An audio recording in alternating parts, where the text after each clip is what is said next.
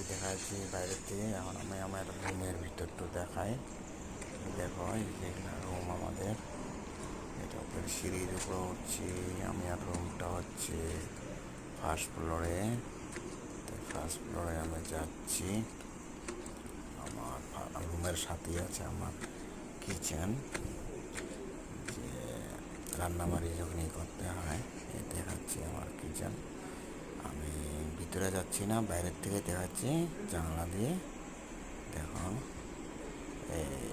এটা হচ্ছে আমাদের কিচেন।